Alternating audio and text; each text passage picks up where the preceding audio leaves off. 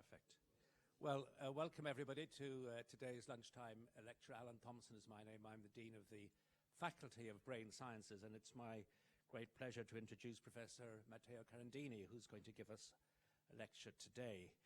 I'll tell you a little bit about Matteo. He studied in Rome and did his PhD in New York, finishing in 1996. He then traveled the world. He went to Chicago, back to New York, San Francisco, Zurich, and then he came to London in 2007 as GSK Fight for Sight Professor of Visual Neuroscience. He's a Wellcome Senior Investigator, and he holds many grants, including a Wellcome Strategic Award. He's published very widely and has many highly cited papers. We're not meant to talk about impact anymore, so I'm never going to use that word. But last year he had papers in Neuron, Nature and Science, which sound pretty good to me. He's a true collaborator within UCL nationally and internationally. And within UCL, he works very closely with Kenneth Harris and Michael Hauser. And as you'll hear, and I'm not going to say very much more, he's been responsible for establishing exciting international initiatives, notably the International Brain Laboratory and the Neuropixels Consortium. So Matteo is a wonderful lecturer. He conveys energy, enthusiasm, and excitement. So I think we're in for a treat. I will hopefully stop him at about 1:45, so we've got time for questions, but I can't guarantee I can do that. So Matteo, over to you. Thank you very much. How's the volume? Can you hear me? Yeah? A little higher. So if I speak higher like this, you can hear me. I think it's the volume that went up, not my voice, but good. Fantastic. So I'm going to be looking at you for whether I'm understandable and hearable, and I'm going to be looking at my son about whether I use technical words that are too obscure. So let me start with my title, which is Recording from Myriad Neurons to Understand Behavior. And recording and neurons are two words that I will define in the talk, but let's talk about myriad for a moment. Myriad means a lot, and it means a lot in English, French, Spanish, Italian, probably other languages too. Not German, apparently. But in ancient Greek, it means something very specific. It means 10,000. And in fact, we will see that that number will be very useful in this lecture. And in fact, I'm told that in Greek, even today, to say 1 million, you say 100 myriad. So that's about myriad. And now, how about behavior? By behavior, I'm going to be meaning something rather specific, which is how we make decisions, how the brain makes decisions. Now, decisions can be momentous, such as should I take a job at UCL, or should I ask for a job at UCL? Should I marry someone? Should I share my lab with a complete stranger, which I did? Or it could be also something very, very basic, very simple, which we do all the time. How do I cross the street? Is that a microphone? Or for you, where do I sit? What do I wear this morning? And I'm going to go even simpler than that, and think about this kind of decisions, which are decisions that we make based on what we see. Which bramble should I pick? And then how should I reach to grab it? And when I taste it, does it taste good? Was it a good idea? Okay, and so these are, you'll think, well, I never go. Last time I went for brambles was, 20 years ago. But, you probably do this kind of thing more often. So we make decisions of this kind, perceptual decisions, visually based decisions all the time. So neuroscience has done lots of progress in understanding how we do this kind of thing. Choose which apple we want, reach for it, etc. And the basic idea of how we do it is described in textbooks according to a division in processes. For example, you could imagine that we have a whole visual system that will process images, and we do indeed, and then there will be a part of the brain that makes decisions. That's the bramble I want, or that's the apple I want in the store, or that's where I'll cross. And then there'll be parts of the brain that will be devoted to moving our body. I'll move my arm. And parts of the brain that will process the outcome. Was that bramble good or not? Which will inform my decisions in the future. And the books are literally organized either according to processes like this or according to chapters, which then end up being about processes. So there'll be a chapter on motor cortex, which is around here. And that chapter will be about moving your body. So if you put a human in an fMRI scanner, a functional magnetic resonance scanner, which many of you have been in for if you had like a broken bone or things like this, you can actually image their brain while it's active, and you find that by and large, the description given by the textbook is correct. And in fact, this kind of data informs the textbook and vice versa.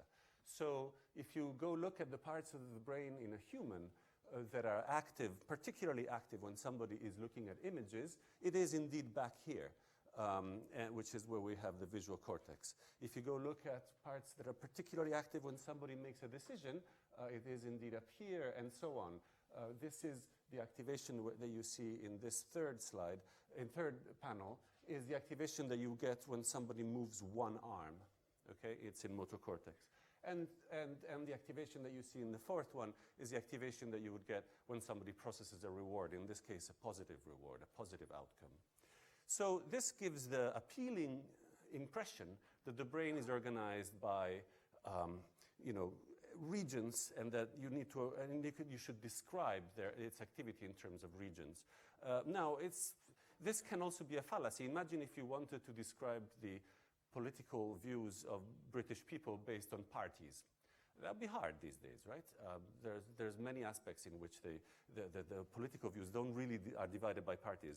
And so also if you go now look at these little specks, these red dots in these images, those are called voxels, and each of them contains about 100,000 neurons. In there, there could be neurons that do all sorts of things that are different from their neighbors, or you could imagine that some processes, such as making a decision, may not be served by a particular chunk of brain, but maybe more distributed, okay? So now I mentioned the word neurons, and so many of you will have seen them or heard about them. They are tiny things. They're about 10 microns wide, and our brain has about 86 billion of them, which I don't know how many myriads that is, but we could figure that out. And so they're tiny. They're about 10 microns. Roughly speaking, a human hair is 50 microns. So roughly speaking, they're a fifth of a hair. Actually, hair width changes enormously, depending whether you're blonde or dark-haired. But anyway, think about it as about a fifth of a hair, and so hair width. And so we need to understand how behavior arises. We need to record from them and measure their activity. Now, their activity is electrical. In fact, electricity was first discovered in the body. And their activity is electrical, and they signal to each other through these cables by firing what's called action potentials, or rather more commonly spikes. And if you were to listen to the spikes, they go like tuk, tuk, tuk, tuk, tuk, tuk, tuk. They're like fire. They're like this kind of thing. Okay, they're just all or none events. So what we want to do is record the electrical activity of these neurons, and luckily there are means to do that. And we don't want to do that necessarily in a human. We can record electrically by inserting electrodes in a human, only if the human is undergoing surgery, for example. But otherwise, we do all of our work, or practically all of our work, in mice. That's the mouse brain to scale, human, mouse. Smaller, but still about 70 million neurons. And by the way, we treat our mice way, way better than at the entrance of this lecture theater, where there is a mouse trap.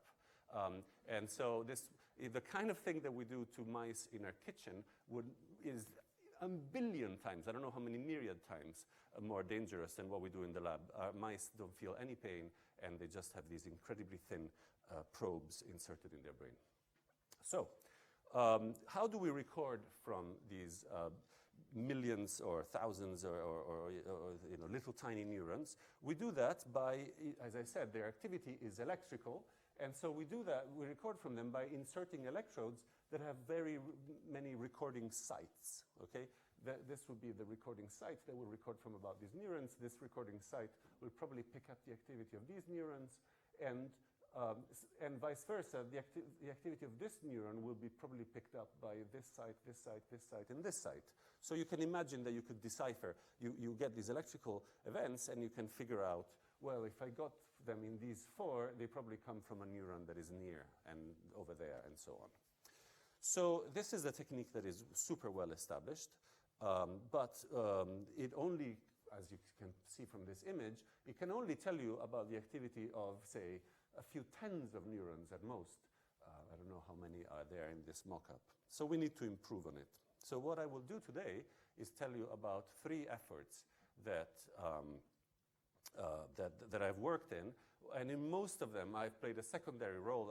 Don't come out of this lecture thinking that I am the one who figured out all these 3 things. And the 3 things are, the 3 questions that I'm going to address are, how can we record the activity of thousands of neurons across the brain? How can we probe decision-making behavior in mice? Because you cannot tell a mouse, please go pick the bramble you prefer. You need to actually teach it how to do it. And how does the activity of neurons generate the decisions? And this is a massively important question in all of neuroscience. So let's see what kind of progress we can make in this ambitious goal in the next 20 minutes or so. So we'll start with how can we record from thousands of neurons across the brain? And now I'd like to give you what will look like a very dry and boring history of electrodes in our last century and this century. Electrodes were, the microelectrode was invented in 1953 by Horace Barlow and Levick, or other people also around that time. Barlow was in California at the time. And in 1959, which is around here, David Hubel came up with that electrode. And David Hubel then later went on to get a Nobel Prize thanks to this electrode. And actually, all of these dots are different electrodes and improvements on the electrode technology that were introduced. So we are at the 1950s, and over here we are at 2020. And each dot is an improvement in technology. This is the tetrode, which was introduced by John O'Keefe here at UCL, and he also got a Nobel Prize thanks to the discoveries made with these kind of electrodes. So, so what does an electrode look like? In the 1950s, it looked like a metal wire, maybe 5 microns or 10 microns wide, surrounded by lacquer, if I'm pronouncing this word correctly, which is lacquer. And at the very, very tip of it, the metal sticks out, so it can record. And everywhere else, you cannot pick up electrical activity because it's covered by lacquer. So this was the 1950s. All the way to 2015, electrodes started looking like this, made of silicon, lots of sites. And the thing that has been improving over time is the number of recording sites per shank. And by shank, I mean the thing that you put in the brain. Okay? Okay. So, you can see here that there is a limiting factor to these electrodes, which is how wide the wires are. See, here there are 3 sites, and there are 3 wires coming out. As you keep on going up, most of the shank is made of wires. When you get to the top, it's all wires, basically. So this electrode has about 55 sites. If you wanted to add more sites, you would need to add wires, and the electrode would get wider and wider. That electrode is already 1/4 of a millimeter wide. I'm not sure I would want something like this in my brain, okay? Certainly nothing larger than this. So this was a limiting factor in electrode fabrication, and so this is just repeating the sizes. And so what we wanted to do, what would be ideal, and this is what we ended up doing thanks to the ideas of Tim Harris at Janelia Research Institute in the US, is to try to bridge the gap between this kind of width of wires and the normal wires that are in today's electronic chips, which are in generally 10 nanometers or even less now. So you're probably all carrying a mobile phone. Your mobile phone has chips, and the chips in there have wires that are down to 5 nanometers today, I would think. So we want to try to push the technology from 1.5 micrometer wires in this direction. And to do that, a very large consortium of scientists and engineers was formed. So the leader in this was Howard Hughes Medical Institute. That's the Janelia Research Center that I mentioned. And then they teamed up with UCL and Allen Institute of Brain Science. And UCL got funding from the Gatsby Foundation and from Wellcome Trust, which is next door. And why did we need funding? And by the way, I was not the leader of this at UCL. The leader of this effort at UCL was John O'Keefe. Why did we need funding for this? Why didn't the semiconductor industry do this by themselves?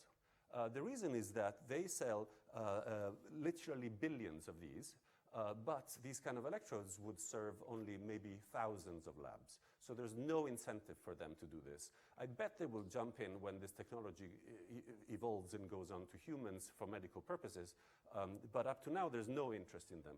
And so the brilliance of Tim Harris at Howard Hughes Medical Institute is that he teamed up with a research company called IMEC, whose day job is to make these chips. This is what they earn their living from. They're a nonprofit, and they are always in charge of the next generation.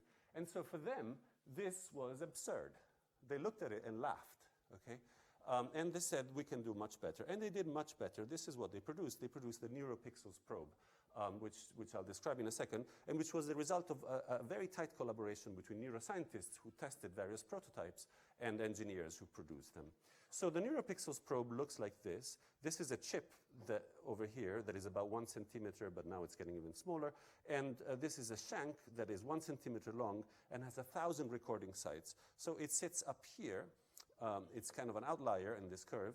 And as you can see, it's got 1,000 recording sites. They're tightly spaced. And the wires are 0.2 microns in size.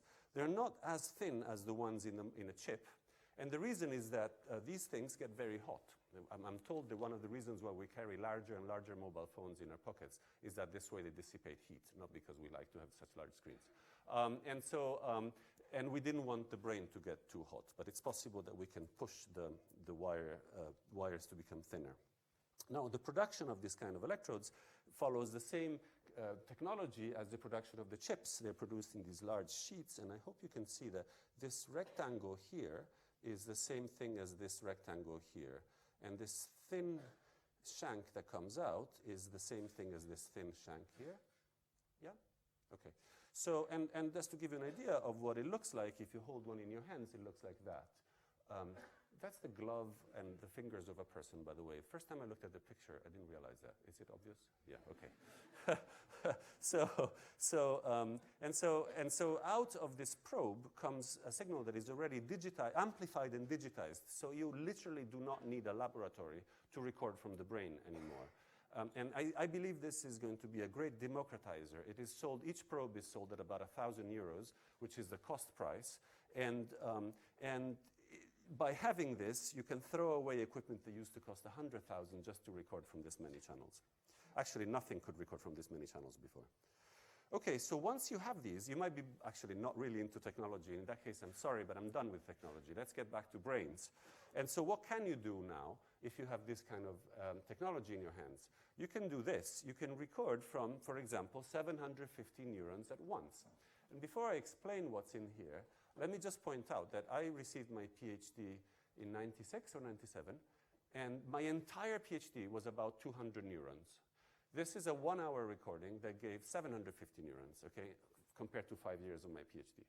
And so this gives you, makes you realize that this was a big game changer. And so what am I showing? First of all, there was a mouse, and there were 2 electrodes where 2 of these Neuropixels probe were inserted, one more anterior, one more posterior.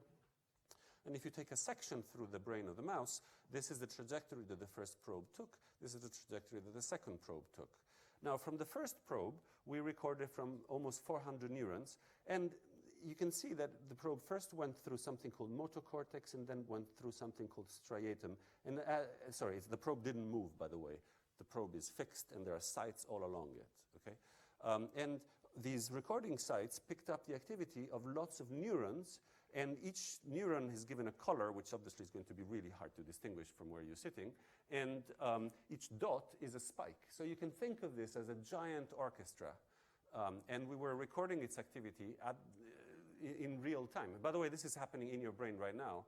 There are 96 billion neurons, many of them asleep probably now because you're bored. But, and they are going each with its own voice and trying to talk to the others and trying to grab its attention. While we were recording from this more anterior set of regions, we were also recording from this more posterior one. And we were recording from hundreds of neurons in the visual cortex, in the hippocampus, in the thalamus. And if you don't know the meaning of these words, don't worry. They're just brain regions, illustrious brain regions that do lots of important things. Okay, so we have addressed the first issue, which is how can we record from lots of neurons? And the answer is through Neuropixels probes that can record from thousands of neurons across the brain. Let's get to the second question, which is how can we probe decision-making behavior in mice? And so to measure behavior in mice, you need to train them to do something. And in our case, we want it to be something that is very well controlled, and ideally something where you don't always get the same response. So my favorite example here is the amber light or yellow light for those who watch this video from America. You're driving and the light turns yellow. 50-50, you'll go or stop, depending on how far along you are, how much in a rush you are, what this particular neuron did. It's an ambiguous signal, right? I have a friend over there who would definitely run through it. And so this is a visual signal that we interpret differently in different trials. And so you can imagine, let's try to do something like this for a mouse. And here is what we built. It's a setup in which it's a bit dark in this screen. So the mouse is lying here comfortably. The tail is dangling here. By the way, there is no mouse in this picture. If you don't see one, don't be surprised. The tail dangles here, and the front paws are on a little wheel that is here. Think of it as a steering wheel. Okay, that's my analogy with my friend going through yellow lights. And the mouse is surrounded by 3 screens, and the screens are not transparent as they appear here, but they are rather iPad screens. And they're all around the mouse because the mouse has eyes to its sides, and the mouse sees 270 degrees in this dimension, the horizontal dimension. And now imagine unwrapping, and by the way, the mouse can turn the wheel and get a liquid, a sweet water as a reward, which they love, if they do the right thing. And what is the right thing? Well, if a stimulus appears on the left screen, they need to turn their arms to move it physically, basically, virtually, from the left to the center. And if it's on the right screen, they need to move it virtually to the center. And if it's nowhere, they will receive a reward for not moving. Now this will feel like a very strange task because the stimulus is on the left, you need to move your arms to the right. But I will now demonstrate that it's a very natural one. Say that I'm interested in my friend over there with the orange jumper. I am a mouse, okay? I'm like this, and I'm interested in looking there, so I will go like this. So I have focused on something to my left by moving my arms to the right. And in doing so, he has moved to the center of my vision, which is exactly what is happening in this task. Have I just made it more complicated? Anyway, when we tried to teach mice to do the opposite, it didn't work. So this is possibly a very natural movement that you will do to look at things. And so mice get really, really, really, really good at this, essentially perfect. And they will do, say, 600 trials in a couple of hours, and get lots of liquid, of sweet water, which they like. And they'll get close to perfection. So what is perfection? When there's lots of contrast, so lots of black and white, on the left, they almost 100% of the times choose left. When there's lots of contrast on the right, they almost 100% of the times go right. But, and when there's lots of contrast on the left, they never go right. And then it's interesting to see what they do when there's very little contrast or where there's no contrast at all, there's no stimulus. When there's no stimulus, they very often not move at all, which is great. That's exactly what we want them to do. But sometimes they hold back from moving, and so that's a miss. We call it a missed trial because the animal missed the stimulus and therefore missed the chance to get a reward. For example, for stimuli on the left like this, the mouse should have chosen left, it shouldn't have chosen a no-go. But this happens maybe 10, 20% of the times. So there's lots of mistakes and lots of correct answers and lots of different answers to the same stimulus, which is what we really need to understand how the decisions are made. Just to drive this point home, when you have this kind of stimulus here, you get a 50-50 chance that the animal will choose left or not. And this is extremely useful to study decision making. So while the mouse is making this, we can actually record from the brain. And first I'll show you what's happening at the wide level on the brain of the mouse. So this, what you see up here, is a camera looking at the brain of the mouse. The brain of the mouse, the skull has been made transparent, you cannot see that. And through that, you would see, if you could see through that, you would see something that looks like this. And the mouse is doing its task and then licking happily when it gets a reward, turning the wheel, licking, and so on. And while this is happening, we can image through a technique that I will not explain. It's called wide field imaging. It's not particularly relevant here, but similar to functional magnetic resonance imaging in spirit, And we can see that there's lots of activity in various regions of the cortex, which is the part of the brain that is on the top of the brain. And we can work out what regions light up when the stimulus comes up, which is down here, the visual cortex back here, and then the motor cortex and frontal cortex and so on. Now, to understand this talk, by the way, you do not need to know brain regions. But you can see that now this is a perfect candidate for trying to understand the way the neurons inside the brain, not just on the surface, tell the mouse what to do and evaluate the results and so on. So we have now covered the second point of my lecture, which is we have a task that measures decision-making behavior in mice. And it's very rigorous. The brain doesn't move. We know where the eyes are looking. We know exactly what the mouse is seeing. And so now we can marry the first two of these techniques, Neuropixels recordings and this task, and answer this question: how does the activity of neurons generate the behavior? Okay, so we now get to this part, which is we inserted lots of Neuropixels probes in the brain of 10 mice, generally 2 probes at a time.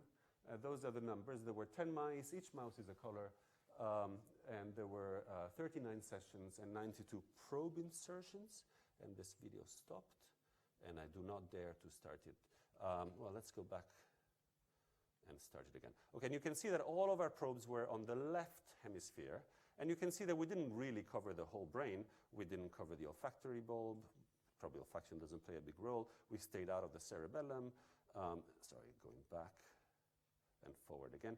And we didn't really go into auditory parts, but it's a pretty good coverage. And in fact, in doing these recordings, we recorded from 30,000 neurons in 42 brain regions. And at this point, you know how many myriads that is. That's 3 myriads. And this has never been done, this kind of thing. And it allowed us to ask what each of these brain regions do. And in fact, what's interesting is, you see all these brain regions, they each have an acronym. I don't know many of these acronyms, and you don't have to worry about them. But the point is, we ended up recording from lots of places that we didn't think we were interested in. Just because the probe goes through, by the way, the probe is 1 centimeter long, and the mouse brain is less than 1 centimeter, so we're not even putting the whole probe in. And in doing so, we discovered that there were lots of interesting places that I actually personally didn't know anything about. And there, one of them that ended up being very useful, as you'll see, is the subiculum, which is here, and I did know about that one. But one that turns out to be fascinating is called zona incerta. Shall I translate zona incerta? Uncertain zone. And so I actually had not heard about it. I'm sorry. You probably, my dean had heard about the zona incerta. Excellent. But I had not, and it turns out to be one of the most fascinating places. And that's thanks. So just to reiterate, the normal way to do neuroscience would have been to say, I think that this piece of cortex is interesting, this one here, parietal cortex. Let me stick some electrodes there. Let me record from a few tens of neurons there, and let's find out what they do. Now, this is completely different. This is, let's record from 30,000 neurons all across the brain and see what they do. So now, 30,000 neurons is too many to show you individually, so I'm going to show you 3 of them. Apologies. And these 3, though, show some important principles. And you will see lots of dots now, and these dots, each dot is a spike that the neuron made. So let's start with the first neuron. This neuron lived in the area PM of the visual cortex of a mouse. And this neuron, as you might expect, given that it's in the visual cortex, loves visual stimuli. So when the stimulus comes up, it fires, but only if the stimulus is on the right side. Remember, we're recording from the left side. That's called the contralateral side. If the stimulus is on the ipsilateral side, it doesn't fire, which makes sense because the left cortex looks at the right side, the right cortex looks at the left side, so it's all good. And so even when the animal missed the stimulus, the neuron fired happily after a stimulus showed up. But you also notice something bizarre, which is when the animal moved, which are these red dots, the black dots, the neuron fired after the movement, regardless of whether there was a stimulus or not. So this is a neuron that cares for the stimulus being present. It will certainly be driven by the stimulus, but it also responds after the animal has moved. Now let's go to our second example neuron. That's the neuron in zona incerta. And so, by the way, the first kind of thing is extremely common. This one is much rarer. And this is a neuron that fires before movements movements that bring the contralateral stimulus, the right stimulus, into the center, but doesn't fire at all before the opposite movements, and is basically quiet following the presentations of visual stimuli, even when they're missed. So this is a neuron that tells you in advance what the mouse is going to do. It smells of decision. We'll call that choice, by the way. My third example is a neuron that looks very motor. This neuron basically simply fires whether the animal is moving to the left or to the right, a little bit before the movement. You can certainly predict whether the animal is going to move or not by recording from this neuron, but the neuron doesn't care if it's a movement to the left or to the right. Okay, so having seen these three examples, let's look at where they are, these kind of neurons in the brain. The first kind of neuron, which was in PM, which is somewhere, maybe there's a dot. Yes, that neuron that I showed you is here. And this kind of neurons responds to vision, and it can be very common. For example, in primary visual cortex, 30% of the neurons respond that way. And the neurons that we found that do this are in some regions of the brain that were traditionally thought to be in the classical visual pathway, so it's all good. Now let's look at the neurons that encoded choice. These neurons showed up in very few places and were very rare. At most, 6% of them in zona incerta. In other places, tiny percentages, 1 or 2% of the neurons. You would never pick those up with functional magnetic resonance imaging. And quite interestingly, some of the neurons up here, the neurons could care for movements to the left or to the right. But down here in what's called the midbrain, they rigorously preferred movements to the left, meaning choosing the opposite stimulus. And finally, basically everywhere in the brain, 60% of the neurons that had anything to do with activation during the task were active during movement. And so, by the way, we define here action as moving the wheel, but regardless of left or right, and choice as moving left versus moving right. Okay? And these were everywhere. Most of them, lots of them in this region called anterior preoptic pretectum. And this was extraordinarily common. Now the fact that 60% of the neurons are active during movement is interesting for two reasons, in my opinion. One, that it means that the signals about body movement are broadcast throughout the brain. And two, it might provide an explanation for one fact that might otherwise be mysterious. Everybody who has recorded from neurons during a task has always been able to write a paper. And if you think about it, that shouldn't be that easy, right? You might be in the completely wrong part of the brain relative to the behavior you're studying, in which case you might not be able to write a scientific paper about it. But everybody's been able to write a paper. And my thinking is because every correlate of behavior is motor, and motor actions have correlates throughout the brain, okay? Which explains the success of neuroscience for the last 100 years. And so to tell you where this is in the grand scheme of things, first of all, we replicate what the textbook says largely, that vision engages the neurons in the regions that are in the classical visual pathway. But then from here on, we just get surprises one after the other. The fact that neurons selected for choice are so rare and distributed is really not what the textbook says. By the way, I should say it's possible that there is a hotspot where tons of neurons care for this, make decisions, and we just missed it, okay? So I can't really, but this was quite surprising, and also this fact was very surprising. All right, so now I have two slides. One is going to investigate this business of choice and tell you a little more about it. And finally, I'll get into one final matter called engagement, which I hope you still have. You still engaged? Yeah. Okay, so let's talk about choice. So let's focus on these neurons, of these regions, okay? And so one of the things you may wonder is, could it be that zona incerta tells the rest of the brain what to do, right? That we're all slaves to zona incerta, which would make a lot of sense to me. And so how would we measure that? One thing that we can do with recordings from the neurons is we can see, do some neurons fire before others? Right? If the neurons in zona incerta made decisions before choices before neurons elsewhere, we would say, aha, zona incerta is the site of decision making, even though only 6% of the neurons were related to decisions there. And so we asked this question, and we asked it in a slightly more mathematical way, which is, if I look at the neurons in a certain region, can I decode what the animal is going to do? Can I predict what the animal is going to do in advance?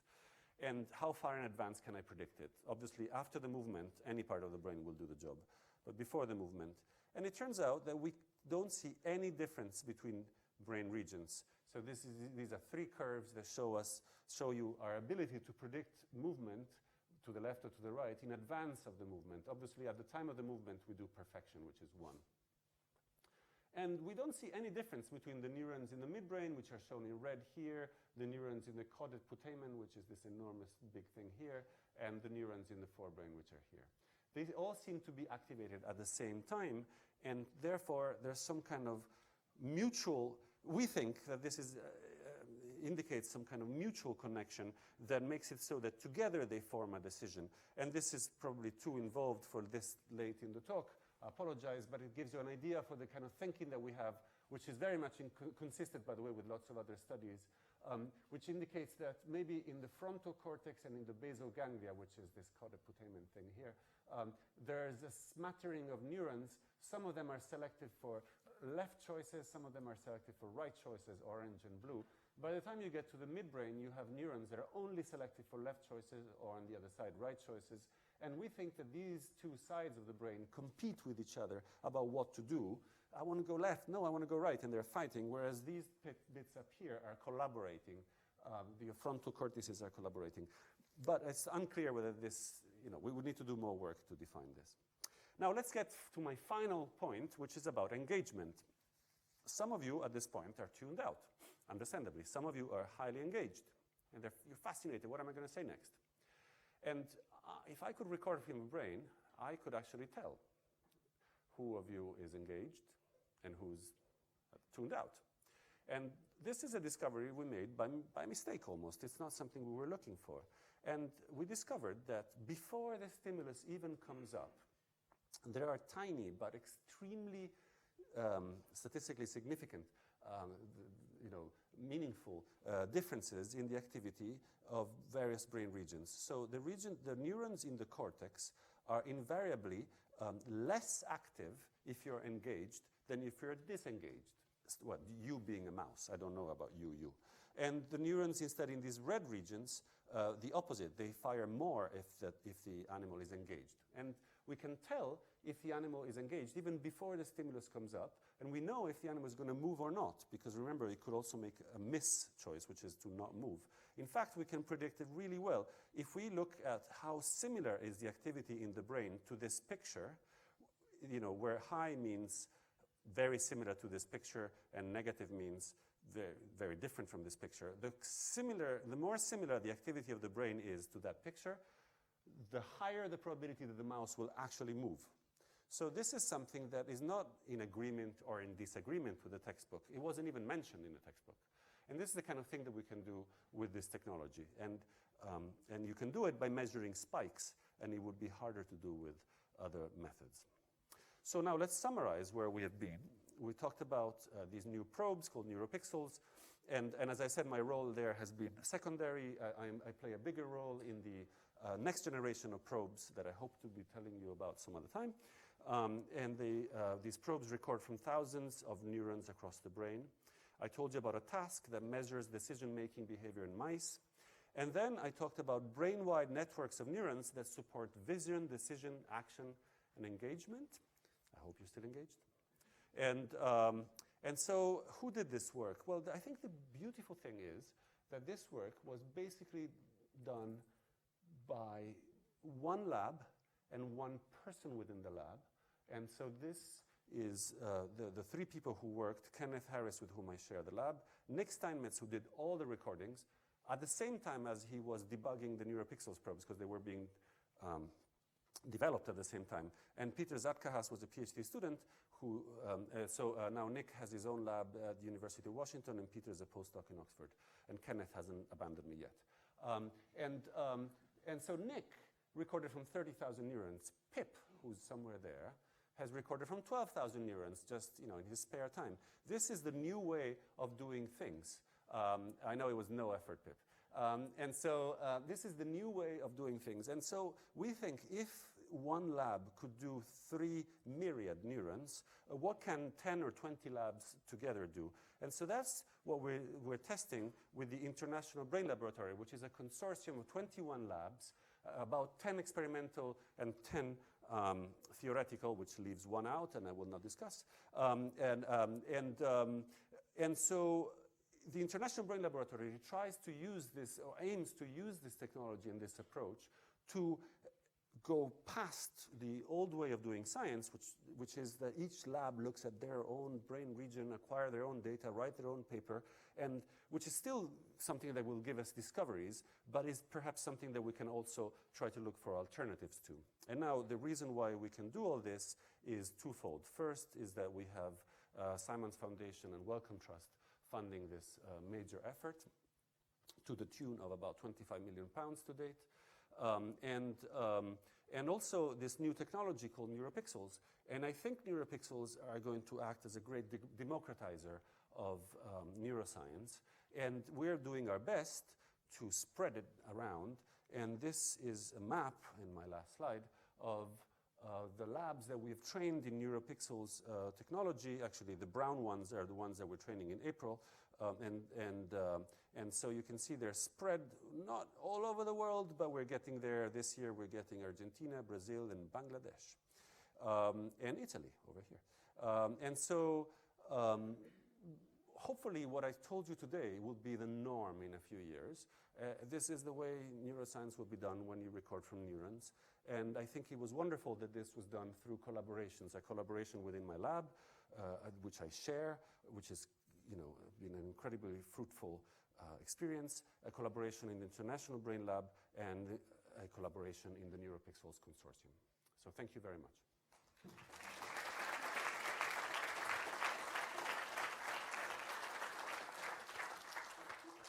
Great.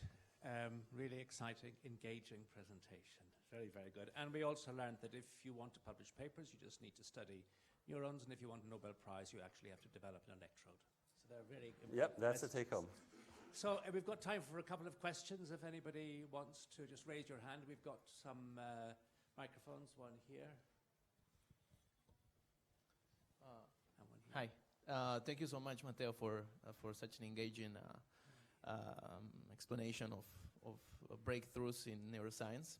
I'm currently studying intuition in strategic project management, and well, after my readings, I found out that it's within the limbic system. So I wonder if you see in a foreseeable future to design an experiment which would evaluate the process of intuitive judgment in the brain. Because what you just mentioned about the choice and the apparent autonomous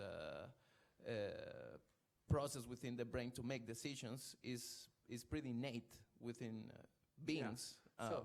So intuition makes me think of, I don't know if I'm sure you have in mind this book by Daniel Kahneman called Thinking Fast and Slow. Beautiful book, I strongly recommend it. And so he describes these two systems. I think he calls them systems 1 and system 2. One of which, the first one is very intuitive. It's the kind of skill that you have, that you can develop, like if you look at X-rays and you become really good at it, you look at it and you go, yeah, that's a broken bone. And, or that's a cancer if you look at MRI, etc. And that's an intuitive system that we train and then we use very fast. And then there is a more deliberate system that takes time, where we actually have to go various steps, maybe using more of a frontal cortex. Now, we can train mice in both kinds of tasks, but there are limits to what we can train mice to do. I do think they're very smart. And by the way, they're way closer to us than cats and mice in terms of family, in terms of genetics. But they're not as smart as humans. And so I think that getting to the kind of very cognitive or very intuitive tasks will take working with humans ultimately. And I don't know what technology will allow us to do that with this kind of resolution. Certainly nothing I can think of now. Okay, so I think we have another question here, and then one down. Yeah. Mike, just well done. Have you noticed any significant brain scarring in mice? So anything? Any significant brain scarring Anything significant? Brain scarring, yes, sorry. Brain scarring, yes. So around the electrode, there is a little bit of gliosis. So glia forms to protect the brain. And so we can find the tracks of the electrode by measuring gliosis. But luckily, it's very minor. And one of the things that really helps is that the brain moves up and down, mostly, not sideways. And so if the probe is put vertically, essentially the probe is not damaging the brain as the brain moves. And the fact that the probe has so many sites allows us to follow neurons as they're moving up and down, which is something I didn't mention, but it's actually really, really, really helpful. Okay. Got two more questions here. We'll keep them fairly short. And so when you record from like myriads of neurons, it allows you to like investigate brain regions that perhaps you weren't even thinking about before. But on the flip side of that, when you're recording from thousands of neurons, practically speaking, it may be hard, like really time intensive, like many hours to even go through all that data. So without just like dumping it all on grad students and like hoping for the best, like how do you maybe narrow your focus into, maybe let's look at this region? Graduate students, Yeah. Well, first of all, so I think that if you acquire a very large data set of this kind, you can do multiple passes through it. It used to be that if you had a data set in your lab, you would keep hold of it and write a paper about it, and then another one. But now you can actually do a first pass, and immediately release it to the public. And others, if they want, you're not going to force them, they can look at it. So in this case, if you think about it, the analysis that we did was pretty basic. We took a bunch of neurons, looked at whether they cared for vision, action, choice, and then we averaged them across regions, which is the thing I was telling you we shouldn't do. And so it's a very first order analysis, right? And so I think the beauty of these kind of data sets is that they will allow more people in the future to perform further analysis if they want. I'm not going to dump it on them. Hi, Matteo. I think that's fine. So did anyone ever look at the morphological differences for those types of neurons that were responsible for choice? Perhaps different receptors or... Great question. We would love to know. It's good that you ask this question because it allows me to mention another limitation of electrophysiology, which is it's really hard to know what kind of neurons you're recording from. It's as if you go in a stadium and there's lots of people talking and you randomly have some microphones coming down. Yeah, maybe you can tell who's female, who's male from the voice, but that's pretty much it. You'll never be able to tell much more about them. And similarly with the electrodes, we might be able to distinguish excitatory from inhibitory neurons. But, once you get to cell types, of which we have hundreds, if not more, optical methods still are superior. And so that's a super good question. I would love to know if that 6% of neurons in zona incerta are all of one type. Right, and we can't answer that question right now. Great. Matteo, thank you again very much. I think we're going to bring the lecture to a close. Thank you.